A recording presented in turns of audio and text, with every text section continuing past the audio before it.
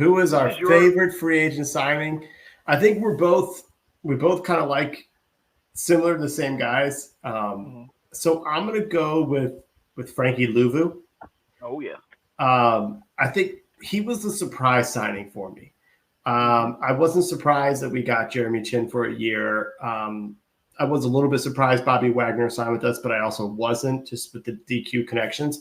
But Louvu caught me by surprise. They gave him a 3-year deal.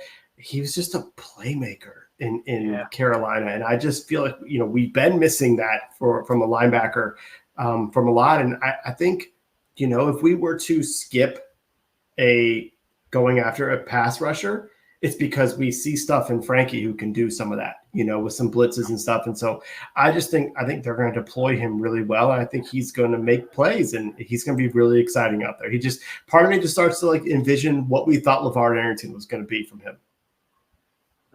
Oh yeah. And so for me, no, yeah. Look at this next comment. Yeah, you're welcome. You're welcome. Hey, how did Chase work out for you?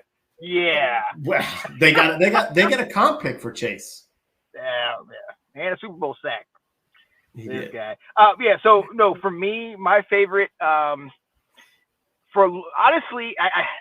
Eckler. I'm a running back guy. I know he's maybe just be the third down guy. I fell in love with this guy when he was in I still say San Diego, but he was with the Chargers. This guy is one of those. It makes me think of a better Chris Thompson. Remember we had Chris Thompson? Loved him. They were 25, and he was. Yep. Even though we stunk, he had those moments. And Eckler kind of is that type of back to me. And to be honest with you, I kind of came into this thinking Tyler Biotish, because having a center is something we have missed for a while. A center that can stay healthy and stay on there. Yeah. But I really think about Austin Eckler for me though. Besides that, he was my fantasy GOAT for years.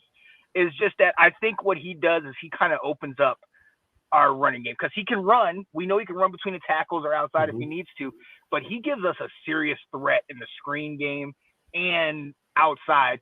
A threat that we wished, Antonio Gibson turned into, and we know Brian Robinson really hasn't shown that yet fully. But Austin Eckler, is just a great receiver out of the backfield. He's a matchup mismatch.